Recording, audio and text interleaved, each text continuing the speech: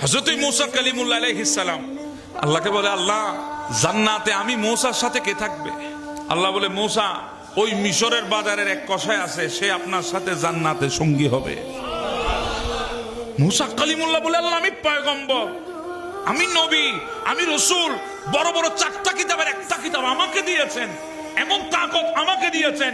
ইদরিব বিআসাকা, যখন মূসা কালিমুল্লাহর লাঠির আঘাত পাথরে হতো, ঝর্ণা বের হতো, নদীতে হলে ব্রিজ হতো, লাঠি নিক্ষেপ হলে সাপ হয়ে যেত, এত বড় জলিলুল কদরের পয়গম্বর মূসা কালিমুল্লাহ আমার সাথে জান্নাতে একটা কসাই থাকবে বুঝি? আল্লাহ কি আমল তার, কি এমন আমল করেছে কসাই হয়ে জান্নাতে আমার সাথে থাকবে? বলে, যান, সব তো আমি বলবো না, আপনি কিছু দেখে আসেন, যান আপনি মিশরের বাজারে গিয়ে দেখেন তার আমল কি আছে।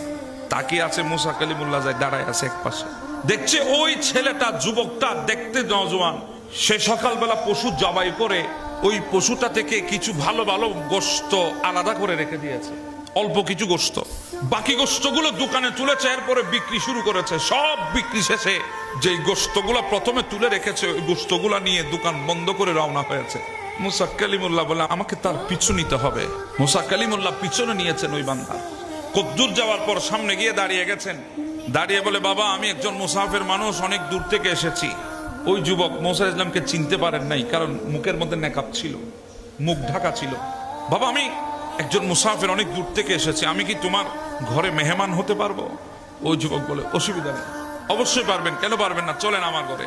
গেলেন ঘরে। মূসা কালিমুল্লাহ বলে, আমি বসে আছি, যুবকটা আমাকে ঘরের সামনের রুমে বসাই, সে ভেতরে গেছে, নিজের হাতে গোশতগুলো রান্না করেছে।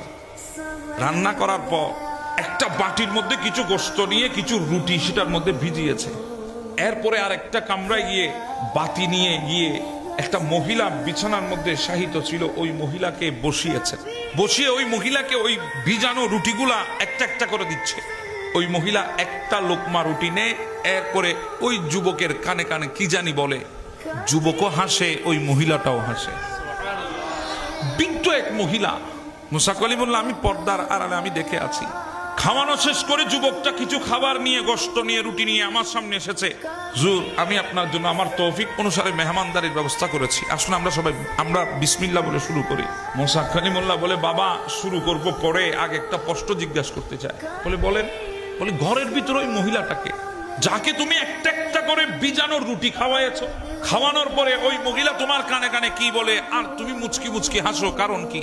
বলে, হুজুর যে এই মহিলাটাকে দেখেছেন এটা আর কেউ না, এটা আমার গর্ভধারিণী মা। হুজুর আমার মা প্যারালাইজড হয়ে গেছে, অবশ হয়ে গেছে, বিছানাবন্দি হয়ে গেছে, নড়তে পারে না, চড়তে পারে না, আজকে অনেক বছর। আমি সারাদিন দোকানদারি করে আসি, এরপরে যে গোশতগুলো থাকে ওগুলা রান্না করে মাকে আগে খাওয়াই, তারপর আমি খাই। সুবহানাল্লাহ। মূসা কালিমুল্লাহ বলে, তো তোমার মাকে যখন একটা লোকমা দাও, তোমার মা কানে কানে কি বলে, তুমি হাসো কেন? বলে, হুজুর আমার মা পাগলামি করে। বলে, কি পাগলামি?